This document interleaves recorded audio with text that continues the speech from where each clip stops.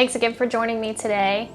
Today I want to discuss how to use your retirement to purchase a real estate investment property. This is a super common question that Rent to Retirement gets on a daily basis. Many people are interested in finding loopholes to use their money to purchase a real estate investment property. Sometimes coming up with the cash on hand is difficult, so we try to educate our clients on the many different ways to make this happen for them so that they can start their real estate investing journey even sooner. The sooner you invest, the sooner you start to build wealth. So let's discuss what an IRA is. An IRA, or an individual retirement account, is an account used for saving and investing money for your retirement that has tax advantages. There are several IRA accounts that people can look into based off of the assets they want to invest in. But the main one that I want to focus on today is called a self-directed IRA. This type of IRA is important because it allows the account holder to invest in rental real estate. As IRAs are commonly known for holding stocks, bonds, mutual funds, and things in the like, a self-directed individual retirement account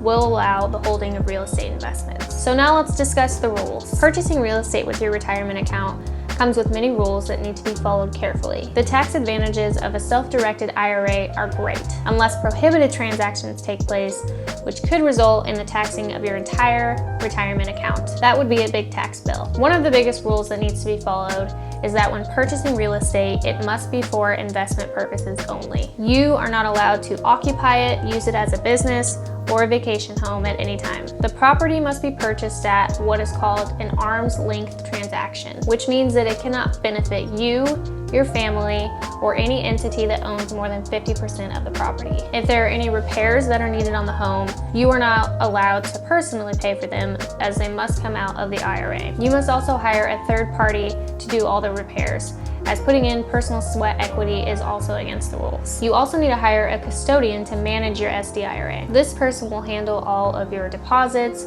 withdrawals, and year-end balances. A custodian will not give you any advice as to how to handle your SD IRA, as it is exactly what it sounds like, a self-directed account. You are responsible for knowing all the rules and figuring out where exactly your money is going to go. So how to purchase real estate with an IRA. It's important to note that the account holder of the IRA and the IRA in itself are two separate entities. The IRA actually owns the property, the account holder does not. The property, when purchased, will be vested in the name of the IRA company. Any rent that is collected goes directly back into the account, making it inaccessible until you turn 59 and a half, which is the age you are allowed to start making withdrawals without tax penalties. Another important point that I want to make is that there are several different ways that you can actually purchase the property. These include cash, non-recourse financing, an LLC, or partnering with someone as tenants in common. Most commonly used is cash, as you don't have to make a monthly payment to anyone for a loan, and higher immediate returns. Now, if you're just starting your retirement account or you don't have enough funds, this obviously might not be the route for you to go. An account holder is allowed to roll over money from another retirement account, but if the funds are not available, non-recourse lending is probably the way to go. So let's discuss exactly what non-recourse financing is. Using this type of financing means that if for some reason the buyer stopped making payments, the lender could not come after any other assets other than the property itself. These type of loans make it much riskier for the lender, making your down payments around 40 to 50% and a higher interest rate. With this type of financing, the account holder is not liable and the loan is made out to the IRA company. Keep in mind that the property being purchased can be single family, multifamily, commercial, and even vacant land. This leaves the IRA holder many options to be able to diversify their portfolio. If you're interested in other ways to build up your retirement and include real estate into that, this is a great option. This is another great example of a way to start investing without having all of the cash on hand, and start investing in your future now rather than having to wait until you have all of the cash in a savings account to make the jump. Start building wealth today. If you've been interested in the idea of using your retirement money